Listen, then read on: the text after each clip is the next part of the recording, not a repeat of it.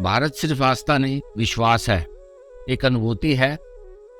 धरती सैकड़ों वर्षों से आध्यात्म, सर्वधर्म समभाव, बौद्धिक निर्माण, अमूल्य संपदा, सनातन विचारधारा, सात्विक जीवन शैली और प्राकृतिक संपदाओं का केंद्र रहा है। इसी धरती से प्रेम, भक्ति, जगत कल्याण का मार्ग प्रशस्त हुआ है। भारत भारत है, बट इंसिडेंटली अंग्रेजों ने हमें इंडिया कहा और एक अजीब सी आदत हो गई है, जब भी हम दुनिया की दूसरी भाषाओं में लिखते हैं तो भारत को भारत ने इंडिया लिखते हैं। हमें विचार करना चाहिए कि क्या किसी के नाम की ट्रांसलेशन होती है? क्या कभी किसी ने शेर सिंह को अंग्रेजी में लिखते वक्त डबल लाइन लिखते देखा है? अगर किसी के नाम की ट्रांसलेशन नहीं हो सकती तो भारत दुनिया की सभी भाषाओं में भारत क्यों नहीं होना चाहिए?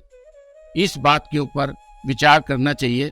भगवान के देश का डीएनए, डॉक्टर जयकरण की पुस्तक इसका उल्लेख करती है।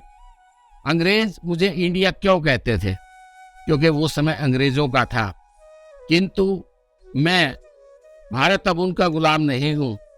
क्या मेरी संतानों को डंके की चोट पर नहीं कहना चाहिए कि मुझे इंडिया न कहें, न लिखे?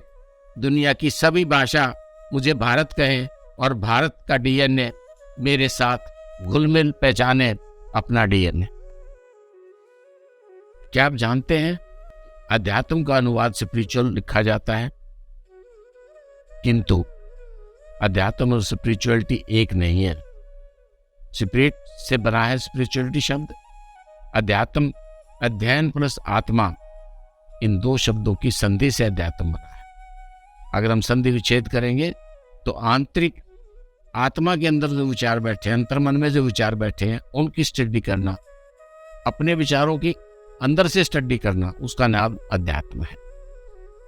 भगवत गीता सिर्फ धार्मिक ग्रंथ नहीं है।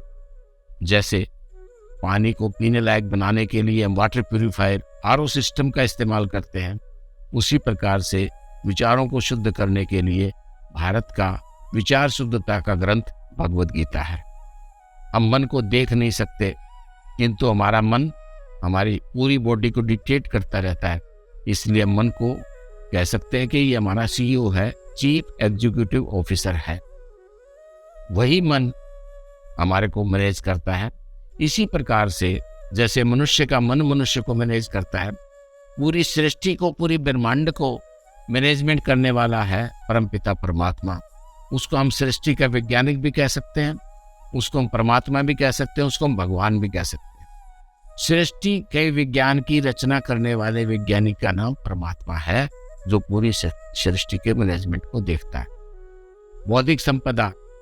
बौद्धिक संपदा को भले ही अमेरिका के लोग इंटेलेक्चुअल प्रॉपर्टी करते बेच दे, लेकिन बौद्धिक संपदा वास्तव में सृष्टि विज्ञान को समझने की, पूरी सृष्टि विज्ञान को अपने अंदर समाहित करने की, उसके अनुसार एक्ट करने की नाम बौद्धिक संपदा है। और हमारी बुद्धि हमारा सर्वस्व है, हमारा मस्तिष्क हमारा सर्वस्व है, मनुष्य के विचार मनुष्य का सर्वस्व है। मनुष्य की नियति है भगवान होना, बशर्ते के उसके विचार शुद्ध हो। भगवत गीता हमें उस दिशा में लेकर जाती है।